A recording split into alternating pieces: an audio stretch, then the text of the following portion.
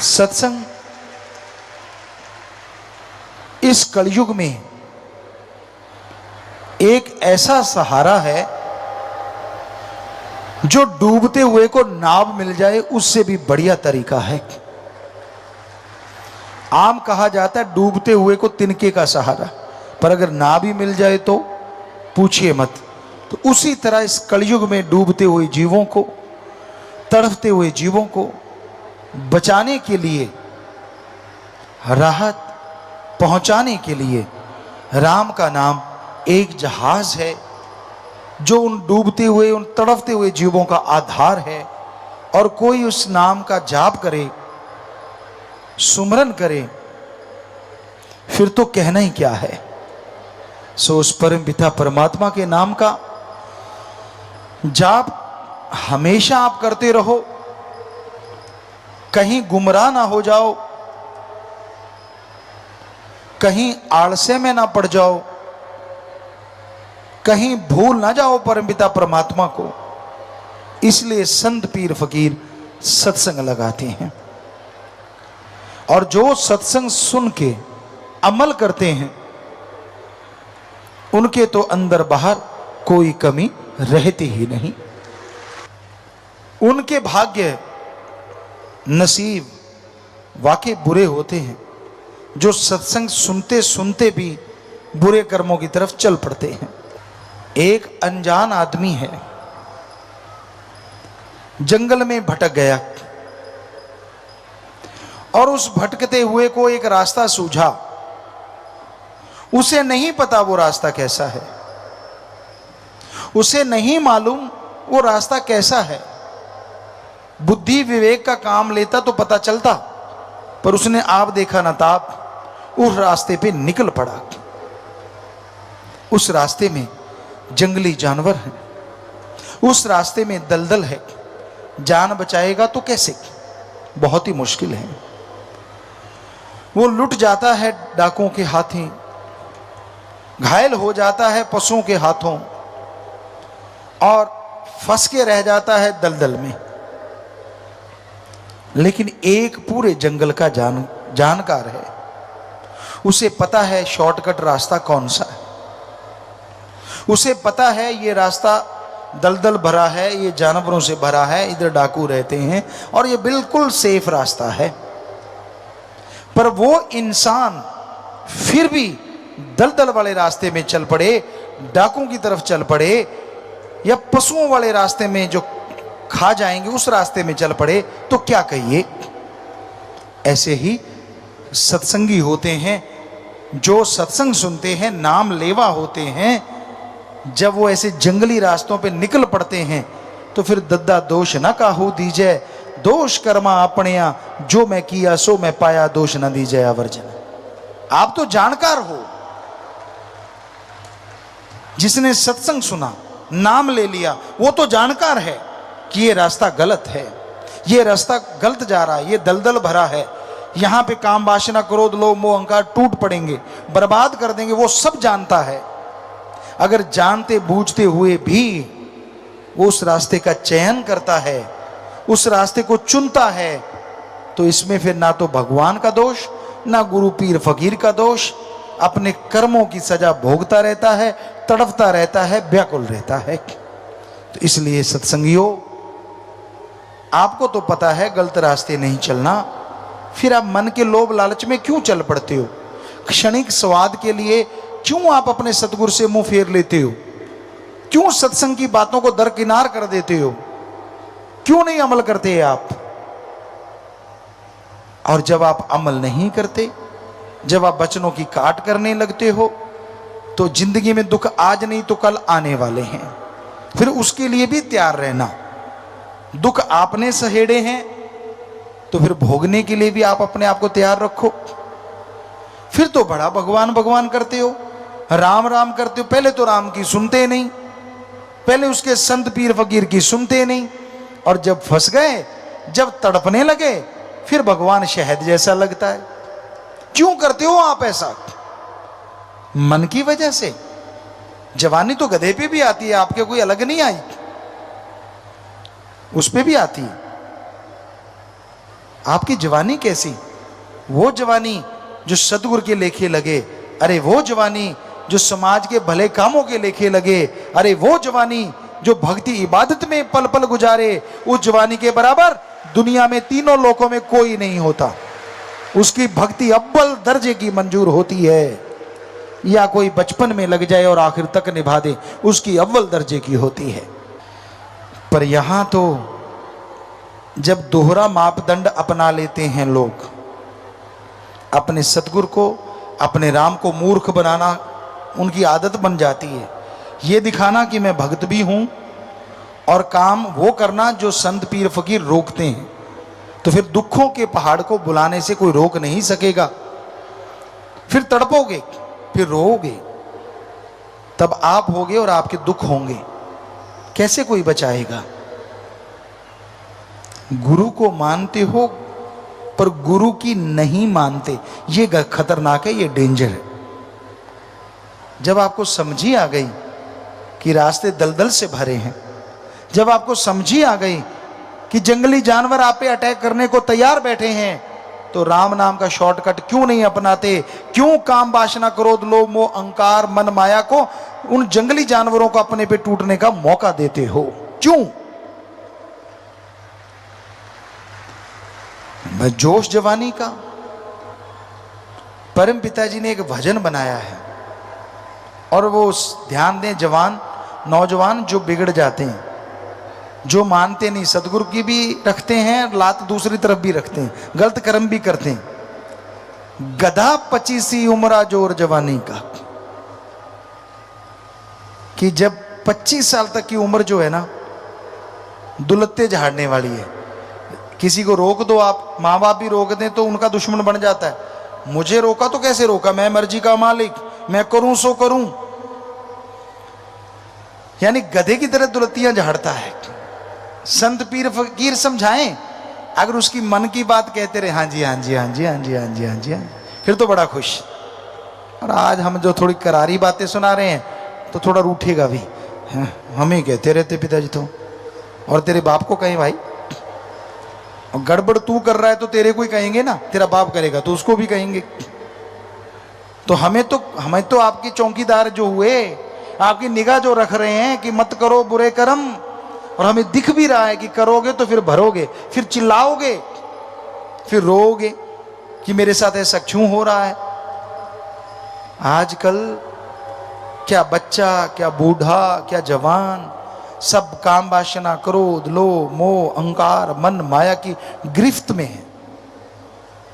बचा हुआ वही है जिसने सच्चा इश्क उस वाहिगुरु से, सतगुरु मौला से किया हुआ है। वो चाहे बच्चा है, जवान है, बूढ़ा है, वो ही बचा है। वरना इस कलयुग में मस्ताना जी महाराज के वचन कि यार सतगुरु का आशिक तो कोई कोई है, सब माया के यार हैं। तो हम ये कहते हैं उस सतगुरु की कृपा से ही कि आज बहुत से सतगुरु के भी यार हैं, बहुत बच गए उनके रहमो करम से, उन्हीं की कृपा से। खाने को घी दूध मेवे मिठाइयाँ खनिज लवण विटामिन्स मिले तो कोई गंदगी के ढेर पे चोंच क्यों मारेगा बताइए? नहीं मारता ना। अब दूध पड़ा है, मेवे है, पनीर है, मिठाइयाँ हैं, हर तरह की सब्जियां हैं, जो आपको पसंद वो सारा सजा हुआ है, लड्डू जलेबियां जो भी आपको अच्छी लगती हैं, उसको छोड़ के क्या आप कूड़ा करकट खाओगे? सवाल ही पैदा नहीं होता जी। आप तो उनमें से भी चुन के वो खाओगे जो सबसे स्वाद आपको लगता है। पर हम देख रहे हैं कुछ कुछ बच्चे ऐसा भी करते हैं कि सारा कुछ छोड़ छड़ा के गंदगी के ढेर में चोंच मारते ही मारते हैं, मानते नहीं। वो उनके घेर अड़ा हुआ है मन का। जवानी उनको लगता है हमारे भी आई है और किसी पे तो आई ही नहीं, पहले वाले तो ऐसे बूढ़े हो गए, सीधे ही बूढ़े जन्मे थे बूढ़े ही हो गए। अरे उम्र का तजुर्बा होता है। गुरु से सीखो तो बचपन में भी बुढ़ापे जितनी शिक्षा सीख लेता है आदमी, वरना उम्र के साथ साथ शिक्षा आती है जैसे जैसे उम्र बीतती है। इसलिए नादानियां छोड़ दो, बुरे कर्म छोड़ दो, इनमें कुछ नहीं रखा। और गुरु पीर फकीर के वचनों से नाता जोड़ लो, क्योंकि अगर उस सतगुरु मौला से नाता जोड़ के रखोगे तो ही खुशियां हैं, वरना भाई फिर चारपाई तो कहीं गई ही नहीं। हमारा काम समझाना है। आपको बुरा लगे तो भी कोई बात नहीं, आपको अच्छा लगे तो भी कोई बात नहीं, क्योंकि एक टीचर जो है वो तनख्वाह लेता है, वो पढ़ाता है। कई नहीं भी पढ़ाते, गपशप मार के भी आ जाते हैं, लेकिन अगर टीचर पढ़ाता है तो उसका काम तो हो गया। बच्चे फॉलो कितना करते हैं वो एक अलग बात है। कई टीचर ऐसे होते हैं जो बच्चों से फॉलो करवाते हैं, उनको दर्द लेते हैं, पूरा पेन लेते हैं उनका। पढ़ाया, फिर फॉलो करवाया, फिर फॉलो करवाया, फिर अपने तरीके से वो उनकी जांच करते रहते हैं कि कहीं भूल तो नहीं गए। तो वो टीचर सबसे सर्वश्रेष्ठ होते हैं और उनके बच्चे मेरिट लेके उनका नाम रोशन करते हैं। पर वो टीचर कब तक पढ़ाएंगे? जब तक आप 15-20 साल के नहीं होते, 25 साल के नहीं होते। डिग्री डिप्लोमे ले लिया फिर तो आप पढ़ाने वाले हो गए। पर इस कलयुग में एक टीचर ऐसा भी होता है जो पढ़ाता ही रहता है, और वो होता है सच्चा गुरु। उसके लिए शिष्य बड़ा ही नहीं होता, छोटा ही छोटा, छोटा ही छोटा, छोटा ही छोटा रहता है। हर पल उसकी निगाह रखता है वो, हर पल उसका ध्यान रखता है वो, कदम कदम पे समझाता है उसे, वो समझाता चला जाता है। ना बेटा इसकी ना सुन, ना बेटा उसकी ना सुन, तू अपने जमीर की सुन, तू अपने सतगुरु की सुन। सतगुरु और जमीर की सुनेगा तो तेरी तकदीर बनेगी, दुनिया की सुनेगा तो बनी हुई तकदीर का बेड़ा गर्क हो जाएगा। मन हावी होता है, किस पे नहीं होता? आदमी तो आदमी है, लेकिन सतगुरु की जो मान ले वो भी भाग्यशाली होता है, वो भी भागों वाला होता है, जो मान के अमल कर लेता है। चाहे कुछ भी क्यों ना हो, फिर भी मालिक उस पे रहमो करम बरसाता रहता है। तो इसलिए मौसम बदले ना बदले, उसमें ठंडक आए ना आए, हे भक्तजनों, हे प्रेमियों, हे मालिक के प्यारों, अगर सतगुरु पीर फकीर पे दृढ़ यकीन रखोगे, नाम का सुमरन करोगे, सेवा करते रहोगे, परहित परमार्थ में तन मन धन से लगे रहोगे, तो यकीनन यकीनन आपके तो मौसम बहार ही रहेगा, यहां भी और अगले जहान में भी। किसी के पतझड़ आए तो आए, क्या करें, उसके कर्म। पर जिसने दृढ़ यकीन कर लिया, दृढ़ विश्वास रखा, उसके कभी पतझड़ नहीं आता, उसके तो बहारें ही छाई रहती हैं। देखने वाले बल्कि हैरान होते रहते हैं, यार कल ये ऐसा था, आज ऐसा होगा, यार ये कहां से कहां पहुंच गया, कैसे? पर कावां दे आके टगे नहीं मरदे। अगर वो आपकी निंदा करते हैं, आपसे जलते हैं, तो आप मत जलो, आप मत निंदा करो।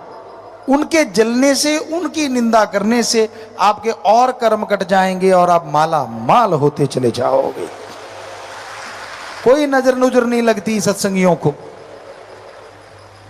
ना बुरी नजर लगे ना अच्छी। मालिक की अच्छी नजरी सदैव उन पे बिछाई रहती है। ना उन्हें दुख आता है ना सुख। आप सोचेंगे दुख सुख ही नहीं आता तो क्या फायदा, सुख तो आना चाहिए, नहीं, उन्हें परमानंदी रहता है। सुख का पता तब लगता है जब दुख आए। आप में से सारे साथ संगत बैठी है, जब नजला जुकाम लग जाता है, बेहद ज्यादा पानी बह रहा है, सिर दर्द है, कोई अच्छा नहीं लगता, खाना भी फीका फीका, सब कुछ अजीबोगरीब, ये है दुख। और फिर जब आप बिल्कुल ठीक हो जाते हैं तब पता लगता हाँ आराम आ गया, तो वो है सुख। यानी अगर जुकाम लगा तभी पता चला ना सुख क्या है, वरना तो दुख का पता ही नहीं। तो इसलिए सत्संगी जो होते हैं, मालिक से प्यार करते हैं, सुख दुख नहीं आता, वहां तो परमानंद ही रहता है, तमीज ही नहीं रहती, खुशियां ही खुशियां, खुशियां ही खुशियां। यही सचखंड है, यही निजधाम में होता है। पर दृढ़ यकीन चाहिए, सेवा सुमरण चाहिए, जितना का कर सको, और सत्संग सुनो। क्योंकि सत्संग सुने बिना आदमी काबू में नहीं रहता, उसका मन काबू नहीं रहता, इंद्रियां काबू नहीं रहती। जैसा करो संग वैसा चढ़े रंग। बनी बनाई भक्ति को गुल करने वाले घूम रहे हैं चारों तरफ। आपके चेहरे पे थोड़ा नूर आता है भक्ति का। जब आपके प्यार का सुरूर आप पे छाने लगता है, तब तक कोई ना कोई ऐसा संग आप कर बैठते हैं जो आपकी उस भक्ति के रंग को फीका कर देता है, और सत्संग में बैठे बैठे नींद में खो जाते हैं आप। कहां मस्ती मानने वाले, कहां नजारे लेने वाले हर शब्द के। क्यों आप डुला देते हो सब कुछ, थोड़ी सी देर में करी कराई भक्ति को खत्म करवा लेते हो। इसलिए किसी की सुनो ना, सुननी है गुरु पीर फकीर की सुनो। वो आपका कभी बुरा सोचते नहीं, करना तो बहुत दूर की बात है। उनकी बात आपको कड़वी लग सकती है, कई बार हजम नहीं होती, ऐसा भी हो जाता है, लेकिन वो बदहजमी भी जन्मों जन्मों की बदहजमी को खत्म कर देती है। कई ऐसे होते हैं थोड़ी तकरार करने के बाद मान लेते हैं, लड़ते रहेंगे, नहीं पिताजी ने ऐसा मुझे कहा, उसको कहा, फलां को कहा, लास्ट में कर करा के कहते नहीं कहा तो सही ना। वो भी बच जाते हैं, उनको भी खुशियां मिल ही जाती हैं। और कई होते हैं कि पहली बार में ही मान जाते कि हाँ भाई जो पीर मेरा कह रहा है वो झूठ कह ही नहीं सकता, गलत कह ही नहीं सकता। मेरे में लाख कमी हो सकती है पर उसमें कमी हो नहीं सकती। उनका दायरा फिर खुशियों का बहुत बड़ा हो जाता है। अब दायरा आपके हाथ में है, आपने कितना बनाया हुआ है। और कई ऐसे होते हैं कि सुनते ही गड़बड़ हो जाती है, यार ये मुझे कहा, क्यों कहा, कहना नहीं चाहिए था। वो आप खड़ ज्ञानी बन जाते हैं। खुद को नहीं आता लेकिन दूसरों को ज्ञान देके आप तो बिगड़े। आप डुबेंदे बामणा जजमान भी डूबे, कि मैं तो डूब रहा, हम तो डूबेंगे सनम, तुझे भी ले डूबेंगे। खुद का मन बिगड़ा होता है और साथ वाले का भी बिगाड़ देते हैं। लानत ऐसे लोगों पे और लानत ऐसी जननी पे जो ऐसे बच्चों को जन्म देती है। आपका फर्ज, आप भक्त बन गए तो दूसरों को भक्ति से जोड़ो। पता नहीं कब आपके भाग्य उदय हो जाएं और कब आप खुशियों से माला माल हो जाएं। अगर एक को भी तोड़ने की आपने कोशिश की तो आपके परिवार तक, कुलों तक वो बात जाएगी।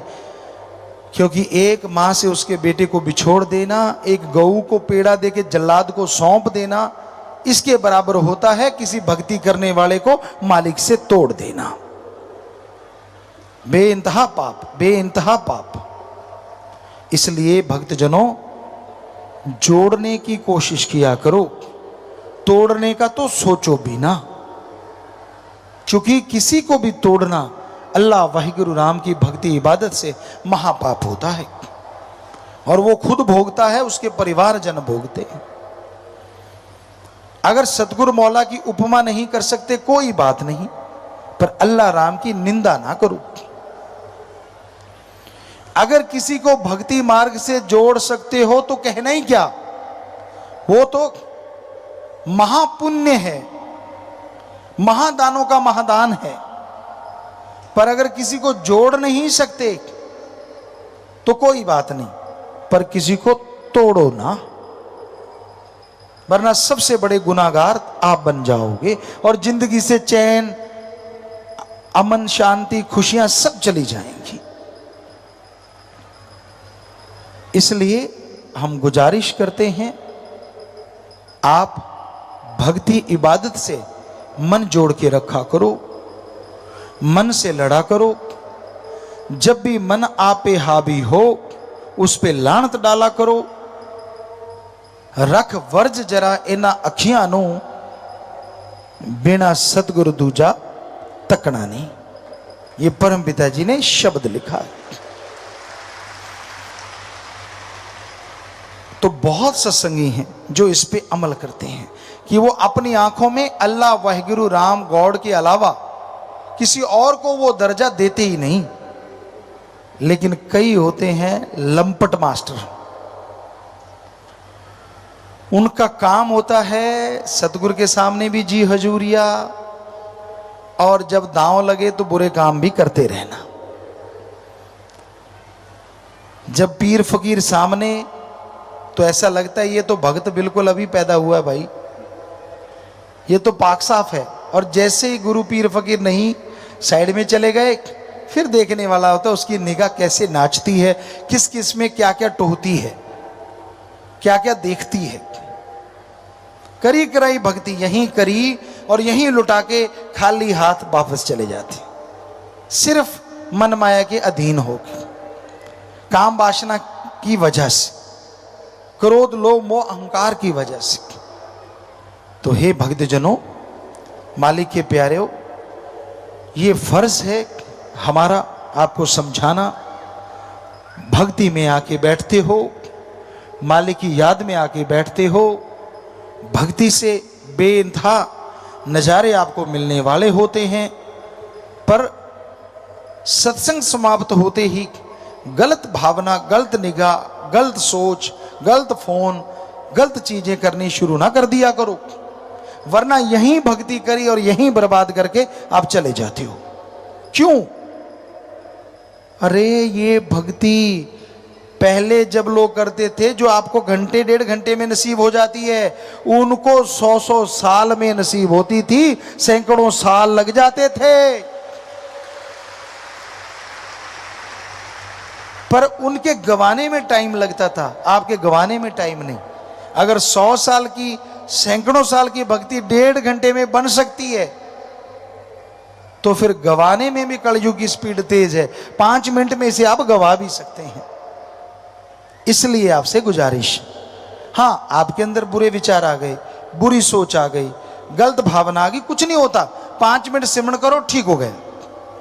लेकिन उन विचारों पे अगर अमल कर लिया, अगर आपने वैसा कर्म कर लिया, बुरा गुनाह कर लिया, तो फिर भक्ति गई सब सवा राख हो गई।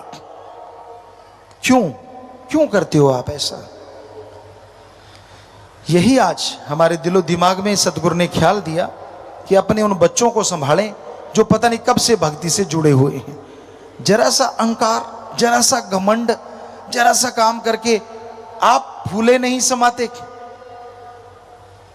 अल्लाह वाहिगुरु का देखो यार, इस धरती पे अगर बात करें, ऐसी सैकड़ों धरतियां हैं, इस धरती पे देखें फूल, पत्तियां, वनस्पति, अरबों तो उसने डिजाइन बनाए हैं, अरबों उसने खुशबू भरी है, और करोड़ों तरह के उसने मिट्टी को रंग दिया है, पानी को जगह जगह बांध दिया है। आप अरबों में हो और हर के हाथों की अलग अलग लाइनें बना दी उसने, है ना कमाल? पर उसने कभी आपने देखा भगवान को घमंड करते कि देखो मैंने भाई इतने प्रकृति बनाई है, मैंने सैकड़ों धरतियां बनाई हैं, एक दो सके भाइयों के हाथ के निशान आपस में नहीं मिलते, देखो मैंने क्या डिजाइन बनाया है ना कमाल? वो कभी भी मैं नहीं करता। और आप थोड़ा सा काम करके बटन टूटने लगते हैं आपके, मैं करने वाला, मैं ये, मैं वो। बस यार बकरे की तरह मैं ना कर। वो ज्यादा मैं करता है, कसाई को आवाज सुन जाती है, उसका गला जल्दी कटता है। इसलिए जो ज्यादा मैं करते रहते हैं, भक्ति के मार्ग में वो गिर जाते हैं। जो दीनता नम्रता का पल्ला नहीं छोड़ते कि यार मेरा काम तो सतगुरु ने किया, मालिक ने किया, यार मैं कौन होता हूं। कभी एकांत में भी जिनको अहंकार नहीं आता, वो मालिक के अति प्यारे होते हैं, उन्हें बेइंतहा खुशियां कंटिन्यू मिलती रहती हैं। सो हम चाहते हैं हमारे सारे ही, अब 6 करोड़ के पास संगत पहुंचने वाली है, कि हमारे ये सारे बच्चे ही मालिक के अति प्यारे हों, बहुत ही प्यारे हों, जब तक इस धरती पे खुशियों से माला माल रहें, और जब छोड़ के जाएं मालिक की गोद में निज धाम सचखंड सतलोक अनामी में खुशियों से लबरेज रहें। इसलिए आपको समझाते हैं, वरना ना तो आपको डराने के लिए भाई, ना आपको अपना गुलाम बनाने के लिए, ना आपसे कोई अपना मतलब हल करवाने के लिए।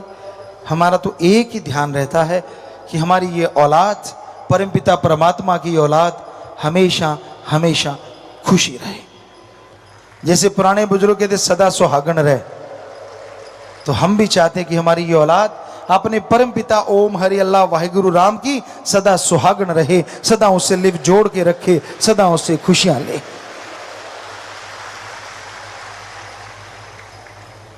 तो मन की कुचर बिंदी से बचा करो, ना किया करो चतर चलाकियां। वो सब कुछ एडा भोला खसम नहीं जिहड़ा मगर चलित्र ना जाने।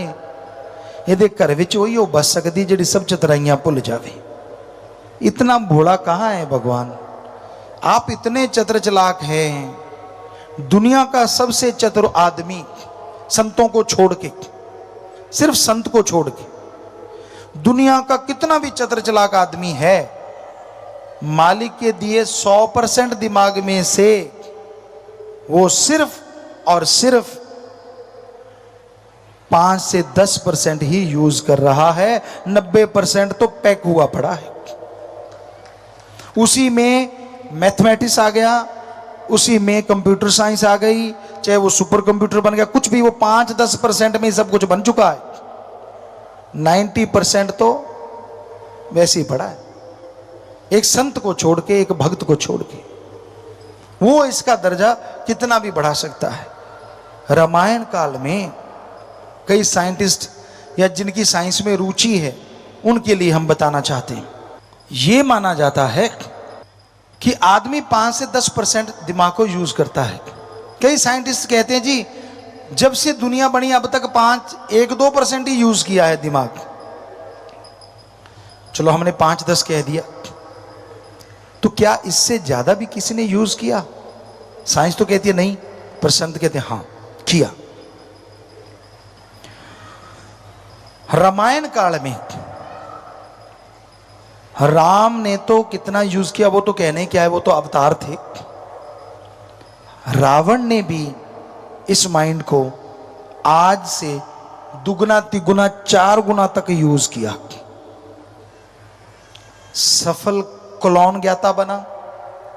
1 लाख बेटे उसने क्लोन से बनाए थे। साइंस की बात करें, चंद्रमा की रोशनी से भोजन बनाना, सूरज की से तो अब बनाते हैं, आज भी बना लेते हैं। जब चाहे बरसात करवा लेना, चाहे तो दिन को रात बना देना और रात में दिन जैसा उजाला पैदा कर देना, ये उसके लिए बाएं हाथ का काम था। सोच के देखो तब दिमाग का कितना इस्तेमाल किया होगा। ये वो ऑलराउंडर टाइप था। चारों वेदों के टीका टिप्पणी उनको पढ़ के उसको पंडित कहा जाता था। रावण पंडित, सफल राजनीतिज्ञ था, जबरदस्त था। तो उस जमाने में जहाज थे उसके पास, जहाज, रॉकेट जो चंद्रमा पे चला जाता था, कहीं भी पहुंच जाता था वो। और हैरानी ये है कि उसके जहाज और उसके रॉकेट साउंडलेस थे, आवाज नहीं आती थी उनमें, धुआं नहीं निकलता था। है ना कमाल? फिर तो मानेंगे ना आप कि उन्होंने उसका दिमाग आज से 3-4 गुना ज्यादा यानी 30-40% उसने अपने दिमाग का इस्तेमाल किया था और उसमें इतना कुछ बना दिया उसने। कोई 100% कर ले फिर तो आप तो सोच ही नहीं सकते। ये तो कोई संत पीर पैगंबर ऋषि मुनि अवतार ही ऐसा करता है। पर आप रावण से तो ज्यादा कर ही सकते हैं ना, वो भी तो इंसान था। पर आप तो खोए हुए हैं जीभा के स्वाद में, इंद्रियों के भोग विलास के स्वाद में। खा लिया पी लिया, सुबह जाके बोतल उठाई, काम खत्म। सारे दिन का रिजल्ट सुबह निकाल के खत्म, फिर से भरना शुरू, अगले दिन फिर खत्म। यहां तक सीमित है। पैसे के लिए ठगी, बेईमानी, भ्रष्टाचार, लोभ लालच, ये खोपड़ा पैसों में ही घूमता रहता है। ऐसे कमा लूं, ऐसे कमा लूं, उसकी जेब काटूं, इसकी काटूं। या ये दिमाग में चलता है काम वासना। किसी ने कह दिया तू बड़ा सुंदर है, तो ऐसे लगता है शीशे में जाके उसको लगता है मेरा रंग रूप ही बदल गया हो। देख लो, आप सोच के देखो, कभी ना कभी आपके साथ बीती होगी कि किसी ने कह दिया वाह यार कमाल लग रहे हो, शीशे में जाके देखा, हाँ यार वाकई। मतलब शीशा नहीं बदला, आपका दिमाग बदल गया। शीशा तो थोड़ा सही दिखा रहा है, पर आपको दिख वो रहा है जो आपके माइंड में बैठ गया। मन दिखाता, हाँ 2-4 दिन के बाद जब उसकी बूंग सी उतरती है, देखते यार वही धोबड़ा सेम, कोई फर्क ही नहीं पड़ा। तो ये आप तो इसी में खोए हुए हो। वहां तक पहुंचने के लिए तो साधना करनी पड़ती है भाई। सुमरन करो, अपने मन को साधो, आत्मा को साधो, फिर जाके वो अव्वल दर्जा मिलता है। फिर आपका दिमाग बढ़ता चला जाता है और आपकी खुशियां और संसारिक ज्ञान जिससे सबका भला हो बढ़ता ही चला जाता है। तो इस भ्रम में कोई मत रहे कि उनका दिमाग ज्यादा चलता है। आप 5-10% में ही सीमित हो, इससे ज्यादा नहीं। हाँ, ज्यादा आपका चलता है ठगी, बेईमानी, बुरे कर्म करने में, जो आप पता नहीं चलने देते। सबके बीच में रहते हो, कब दांव चला जाते हो किसी को पता ही नहीं चलता। तब आप अपने आप को खोजते हैं, क्या है ना कमाल। अजीब सी आपकी भाषा होती है, अजीब से आपका फेस होता है, राक्षसी भावना होती है आपकी। क्यों? मेरे जितना कौन होशियार, मैंने तो पता ही नहीं चलने दिया। और आपके मन में गुरु लड्डू फूट रहे होते हैं और आप भूल जाते हैं ये आप गुनाह कर रहे हैं, बुरे कर्म कर रहे हैं। इससे कोई खुशी खाशी नहीं मिल रही, बल्कि बर्बादी की तरफ जा रहे हैं आप। तो भाई, अपने अंदर की बुरी सोच को अगर छोड़ना है, सुमरन करो और उन सोचों पे अमल ना करो। सोचें आ गई कोई बात नहीं, चलते रहते हैं विचार, सिमरन कर लो 5 मिनट भी। 5 मिनट तो बहुत ही कम है ना टाइम, उसी में आपका सारा ठीक हो जाएगा और आपके पाप गुनाह धुल जाएंगे, जो सोच के हैं, जो विचारों के हैं। तो इसलिए सत्संग में आना जरूरी है। सत्संग में जब आओगे तो नई नई चीजें, नई नई खुशियां लेके जाओगे और उन खुशियों से ही आप अपने जीवन मार्ग को और अच्छा बना पाओगे। एक अच्छी सी संतुष्टि दिल में हो, आत्मा खिली हो, सतगुरु के काम में आप दिन रात बिजी हो, यानी उस राम के काम में, तो फिर वो राम आपके कामों में बिजी रहेगा हर टाइम। आपकी कुलों, आपके परिवारों, आपके गुजरे हुए, आपके आने वाले सबके कर्म सुधार देगा। उसने तो कलम ही चलानी है ना कि भी इनके जो जन्मने वाले हैं वो ऐसे होंगे, ऐसे होंगे। वहीं से लेकर बदल देगा आने वाली पीढ़ियों के। बताओ और क्या चाहिए आपको? और आपको शरीर को जो खुशियां चाहिए, जिससे भी आपको खुशी मिलती है, खाने पीने से, भोग विलास से, उससे अरबों गुना खुशियां सतगुरु की सेवा करते करते आपको मिलनी शुरू हो जाए। तो दृढ़ यकीन रखो, सेवा सिमरन में ध्यान लगा के रखो, मन से, मन की खाट हमेशा खड़ी रखो कि मन तेरी नहीं सुननी। कभी कभी लोभ लालच में आप पड़ जाते हो, मन के ख्यालों में बह जाते हो। मन के ख्यालों में परम पिता जी ने वचने, दिन जाए रहना जाए रे। बड़ी आप स्कीम लड़ाते हो, बड़ी योजनाएं बनाते हो, हमें हंसी आ जाती है जब कोई योजना बना के हमारे सामने से गुजरता है। वाह यार, क्या योजना बनाई है, फुल प्रूफ। पर मालिक के सामने तो leak proof, totally leak proof, full proof बनती ही नहीं। बड़ी हैरानी होती है जब वो हमें कहते हैं हाँ नहीं नहीं आप जो यार ये क्या है। हम भी वैसे ही करते हैं, हाँ ठीक है बेटा, भी जब तू हमें बुद्धू बना रहा हम क्या करें। पर सत्संग में हम ऐसा नहीं कर पाते। सत्संग में हम सारी बोल देते हैं जो होती है, जो आप सुन ही रहे हो, वो भी सुन रहे होंगे जो फुल प्रूफ लेके घूम रहे हैं। समझदार को इशारा काफी है। हाँ, अकेला होता तो तब हम भी, वो हमें यूं कर जाते हैं, हम भी कर देते हैं। हम क्या करें? जो हमारे सामने आके फिर पूरा ऊं करते हैं तो फिर हम भी पूरा ऊं ही करवाते हैं मालिक से कि जब इसने सब तौबा ही कर दी, घुटना ही टेक दिया, तो मालिक इस घुटने को मजबूत कर दे, सारी दुनिया में ये खुशियां लेके उड़ता फिरे, माला माल होता फिरे। तो ये तो बेटा जैसा आपकी भावना, ऐसे तो नहीं कहा राम जरो के बैठ के सबका मुजरा ले, जैसी जिसकी भावना तैसा ही फल दे। तो भक्तजनों, नेक विचार रखा करो, भले विचार रखा करो, सच बोलो। भागों वाला है वो इंसान जिसको पीर फकीर के सामने अपनी बात रखने का मौका मिलता है, अपने गुनाह कबूल करने का मौका मिलता है। इससे भाग्यशाली वो हो नहीं सकता। फिर भी अगर भाग्य का फायदा नहीं उठाया तो निर्भागी तो वो बनेगा ही। अपने अभाग्यशाली समय में वो जिएगा ही। भाग्यशाली है अगर वो तुरंत अपने आप को साफ करवा ले, अपने गुनाह माफ करवा ले, तो उस जैसा सुखी फिर इंसान दूसरा कोई हो नहीं सकता।